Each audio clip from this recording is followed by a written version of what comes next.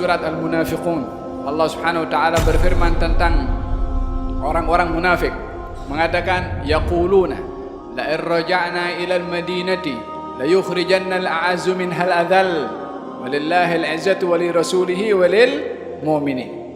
Orang-orang munafik mengatakan kepada Rasulullah, nanti bila mana kita balik ke kota Madinah, orang yang mulia akan halau orang yang hina. Siapa orang yang mulia? Kaum munafikin. Mereka menganggap diri mereka mulia. Kemudian siapa dianggap hina? Orang-orang beriman. Allah jawab, walillahil izzatu, kemuliaan hanya milik Allah. Dan siapa lagi? Wali rasulihi, dan juga orang untuk yang mulia adalah rasulnya. Siapa lagi? Walil mu'minin, yang beriman kepada Allah dan juga Rasulnya, itu yang mulia. Kenapa kita merasa hina di hadapan orang kafir?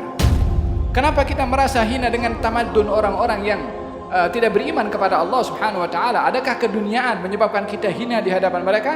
Orang beriman tidak merasa hina di hadapan orang kafir karena keduniaannya, melainkan perangai orang beriman itu sama dengan orang kafir yang mengagungkan akan dunia, sehingga mengukur dirinya yang hina karena tak punya dunia, karena dianggap tidak bertamadun, karena tidak mempunyai teknologi. Yang dianggap maju dengan teknologi dan tamadunnya, kita merasa hina karena mengukur diri kita dengan apa yang mereka ukur. Bukankah dalam Al-Quranul Karim Allah Subhanahu wa taala mengatakan bahwasanya orang yang beriman mempunyai Tuhan, dan orang-orang kafir la maula lahum. Orang beriman punya Tuhan, orang yang kufur tidak punya Tuhan. Mana yang lebih berharga dan bernilai di sisi Allah? Yang tak punya Tuhan, yang tak mengaku Tuhan, atau yang mengaku bertuhan? Allah Subhanahu wa taala mengatakan bagi orang beriman mempunyai Tuhan. Yang tidak beriman tak punya Tuhan, tak ada nilai di sisi Allah Subhanahu wa taala. Dan dalam hal ini sifat itu bila mana terbalik, bila mana kita merasa hina di hadapan orang kafir, kita akan menganggap mulia di hadapan orang beriman. Kalau kita tidak mengasihi sesama kita, kita akan mengasihi orang tidak beriman kepada kita. Ini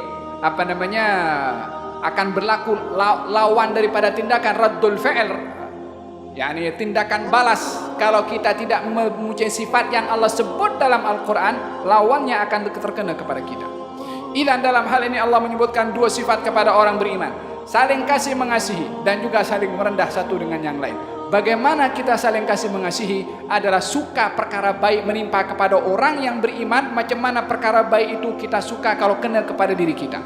Bagaimana kita punya sifat tawadhu kepada orang-orang beriman, kita tidak merasa lebih mulia daripada orang beriman yang lain, walaupun orang itu adalah dipandang mata masyarakat adalah tidak bernilai di mata masyarakat. Tapi kita tidak boleh menilai diri kita lebih baik daripada orang lain.